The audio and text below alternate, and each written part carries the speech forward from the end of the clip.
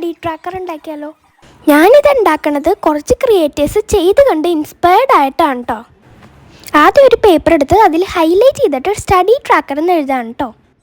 പിന്നെ നമുക്ക് ഇഷ്ടമുള്ള തീംസിൽ ഡിസൈൻ ചെയ്യാം. ഞാനിപ്പോൾ ബൊട്ടാണിക്കൽ തീമാണ് കേട്ടോ വരക്കണേ. ഫസ്റ്റ് തന്നെ കുറച്ച് ചെടികളൊക്കെ വരച്ചു കൊടുക്കാം.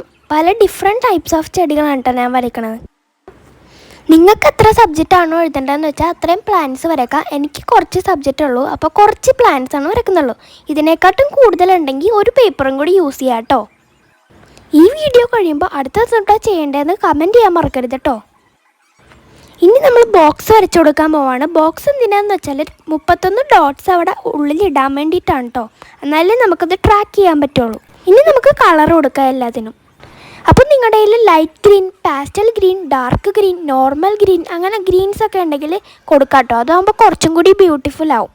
എല്ലാം നമ്മൾ സെയിം ഷെയ്ഡിൽ കൊടുക്കുമ്പോൾ ഒരു ഭംഗി ഉണ്ടാവില്ല. അതുകൊണ്ടാണ് കേട്ടോ ഇങ്ങനെ കൊടുക്കണേ. നിങ്ങൾക്ക് വേണമെങ്കിൽ പെയിൻറ്റ് ആയാലും യൂസ് ചെയ്യുക. എനിക്ക് കുറച്ചും കൂടി കംഫർട്ടബിൾ ബ്രഷ് പെന്നാണ് കേട്ടോ. അതുകൊണ്ടാണ് ഞാൻ ബ്രഷ് പെൻ എപ്പോഴും യൂസ് ചെയ്യണത്. അപ്പോൾ എല്ലാം കളർ ചെയ്ത് കഴിഞ്ഞു. ഇനി നമുക്ക് ഡോട്ട്സ് ഇട്ട് കൊടുക്കാം. 31 ഡോട്ട്സ് ആണ് വേണ്ടത്. എനിക്കെല്ലാം തികഞ്ഞില്ല, അതുകൊണ്ട് ഞാൻ ഇടാൻ പറ്റുന്നതൊക്കെ ഇട്ടു. അപ്പോൾ നിങ്ങൾ വരയ്ക്കുമ്പോൾ കുറച്ചും കൂടി വലുതാക്കി വരയ്ക്കാൻ ശ്രമിക്കുക കേട്ടോ ബോക്സ്. ഇനി നമുക്ക് ചെടിയുടെ അടിയിൽ മുകളിലും താഴത്തൊക്കെ ആയിട്ട് ഹൈലൈറ്റ് കൊടുക്കാം.